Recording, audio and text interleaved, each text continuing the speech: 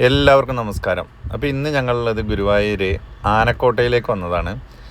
അപ്പോൾ ഗുരുവായൂർ അമ്പലത്തിൽ നിന്നൊരു 3 കിലോമീറ്റർ മാറിയിട്ടാണ് ഈ ആനക്കോട്ട സ്ഥിതി ചെയ്യുന്നത്. അപ്പോൾ ഏകദേശം ഒരു 100-ൽ പരം ആനകൾ ആദ്യം ഇവിടെ ഉണ്ടായിരുന്നു. ഇപ്പോൾ ഒരു 10-40 ആനകളൊക്കെ തന്നെ ഉള്ളൂ. ഇപ്പോൾ ഫസ്റ്റ് തന്നെ നമ്മൾ കാണുന്നത് ഇവനാണ് കേട്ടോ. ഇവൻ ഫുൾ ടൈം ഇങ്ങനെ ആടിക്കൊണ്ടേയിരിക്കുന്ന ആന കേട്ടോ. ഇതെന്താണെന്നറിയില്ല, ഫുൾ ടൈം അവൻ അങ്ങനെയാണ്. പിന്നെ ഈ ആന നമുക്കൊരു കൗതുകം തോന്നും കേട്ടോ. അതായത് ഒരു ഹൈറ്റ് കുറവുള്ള പോലെ ഒരു പ്രത്യേക ഒരു കോലാണ് ഇവൻ്റെ. ഇവിടെ ഉള്ള മുക്കാൽ ആനകൾ ഒരു പ്രത്യേക ടൈപ്പാണ്.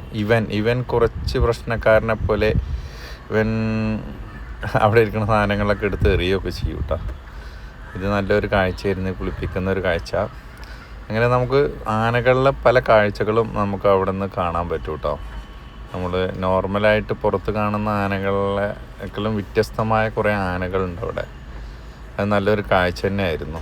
എല്ലാവരും മിസ്സാക്കാതെ എല്ലാവരും കാണാൻ.